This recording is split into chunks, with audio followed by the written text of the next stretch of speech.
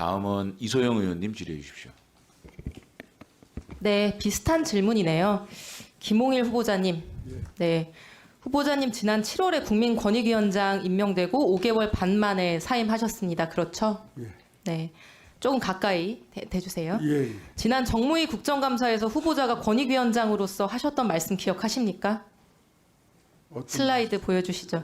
이 공직을 마지막으로 생각한다. 은인자중하고 근신하면서 잘하겠다. 이렇게 말씀하셨습니다. 그렇죠? 예. 근데 역대 가장 재임 기간이 짧은 초단기 위원장이 되셨습니다. 산업부 장관인 박문규 씨는 임명된 지 3개월 만에 국회의원이 되겠다고 장관직을 내려놓고 후보자는 6개월 만에 전혀 관련도 없는 방통위원장을 하시겠다고 본인이 임명받아 수행하던 직무를 버리고 지금 이 자리에 와 계신 겁니다. 국가기관장을 이렇게 깃털처럼 가볍게 여겨도 되는 것이냐, 국민 앞에서 잘하겠다고 약속했던 것은 허언이었던 것이냐, 보수 언론에서조차 이런 행태를 비판하고 있는 상황입니다. 그 자체로 무거운 국민권익위원장의 공직을 6개월 만에 내려놓은 것에 대해서 국민들께 정식으로 사과하실 생각 없으십니까? 아까 말씀드린 것처럼 권익위원장이든 또 방통위원장이든 국가와 국민을 위한다는 점에서는 차이가 없다고 생각을 합니다. 권익위 기능과 위상을 빠르게 정상화할 수 있는 책임자, 적임자다 이런 이유로 임명이 되셨는데 6개월 만에 본인 자리를 내려놓고 지금 이직을 하시는 상황입니다. 이 책임감 없는 단기 이직에 대해서 사과조차 하실 생각이 없으신 건가요? 빨리 그렇게 그만두게 된 것에 대해서는 저도 아쉽게 생각하고 국민들께도 이렇게 죄송한 마음입니다. 네, 후보자님. 솔직히 방송통신위원장 별로 안 하고 싶으시죠? 속마음은 안 내키시는 거 아니에요? 그렇지 솔직히. 않습니다. 그렇지 않습니다. 네. 저라면은 정말로 피하고 싶을 것 같아요.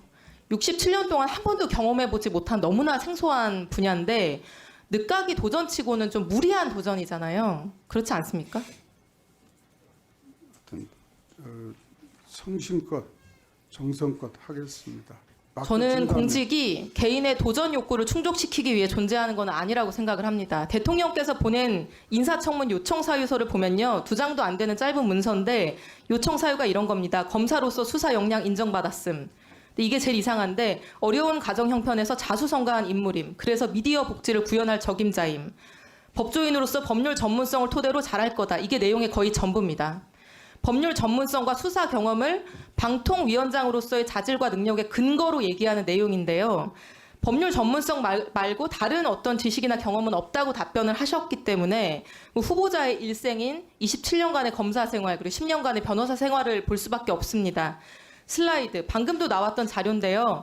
방송통신 분야 수사 경험 없음, 변호사 시절 변론 경험 없음, 그 외 관련 경력도 없음. 그러니까 말하자면 문외한이신 거죠? 경험 없습니다. 네, 문외한이라고 하는 겁니다. 그거를. 근데 이렇게 문외한인 분이 어떤 분야의 총괄 컨트롤 타워가 돼도 되는 겁니까? 대한민국이 이렇게 운영돼도 되는 건가요? 방통위에 많은 그 전문가들도 계시고 그리고 제가 이제까지 쌓아온 그런 법률적인 전문 지식이나 그 다음에 규제와 관련된 그런 경험을 토대로. 네, 후보자님. 저도 법대 나왔거든요. 예. 근데 법과 원칙도 시장과 맥락을 정확히 이해해야 제대로 적용할 수가 있는 겁니다. 슬라이드 보여주시죠. 다른 경험들이라도 직무에 도움이 될 수 있을지 한번 여쭙겠습니다. 27년 동안 주로 강력부, 조폭 때려잡고 마약 수사하고 그걸로 정말 유명하셨던 것 같아요. 조폭들 소탕했던 경험은 방송통신위원장 직무에 어떤 방식으로 도움이 될 거라고 생각하십니까? 수사야말로 가장 가장 중요한 규제의 하나라고 생각을 합니다. 수사하듯이 방송통신 규제를 하실 아닙니다. 건가요? 댓글에 이런 내용이 있습니다, 그런 후보자님. 얘기가 아니고요. 혹시 조직적으로 정권 비판하는 기자들 소탕하는 거는 아니냐는 댓글이 있습니다. 저는 공감이 가더라고요. 그 이후 10년간 변호사 생활하실 때 국내 형사팀에 계셨던데 형사사건 변호하셨을 거고 주로 기업 오너들 변호 맡으셨겠죠.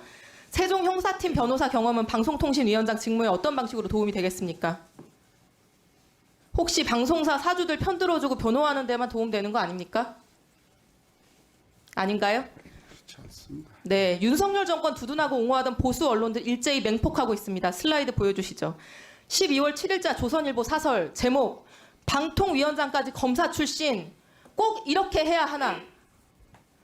이미 현 정부 들어 과거엔 검사들이 가지 않았던 자리에 검사 출신이 임명돼 검찰공화국이라는 말이 나오는 실정이다. 인사 추천은 물론 검증까지 검사 출신들이 하고 있다. 이런 상황에서 검사들이 줄줄이 요직에 들어가는 것을 국민들이 어떻게 보겠는가. 계속 이렇게 하면 실패한 정부가 된다는 내용입니다. 이 조선일보 사설 내용 어떻게 생각하십니까? 제가 자, 다음 동아일보 사설. 12월 7일 동아일보 사설 제목 방통위원장 왜 대통령 선배 검사인지 설명이라도 해야. 윤 대통령은 검사 출신은 아무 일이나 시켜도 다 잘한다고 생각하는 것인가? 과거 검사 출신이 가본 적이 없는 자리에 줄줄이 앉혀 검찰공화국을 만든다는 비판에도 아랑곳 없이 다시 검사 출신을 방통위원장에 지명했다. 김 후보자의 경우에 권익위원장 앉은 지 반년도 안 됐다. 검사 출신의 중용마저도 폭이 넓지 못하고 측근들만 돌려쓰고 있는 게 아닌가? 동아일보 사설입니다. 후보자님, 이 정부의 인사가 대통령의 검찰 측근들 돌려쓰기 인사라는 이 사설 내용 인정하십니까? 저에게 맡겨진다면 제가 최선을 다해서 성실히 그리고 훌륭하게 수행을 후보자님 하도록 최선 다하라고 노력하겠습니다. 있는 공직이 아닙니다.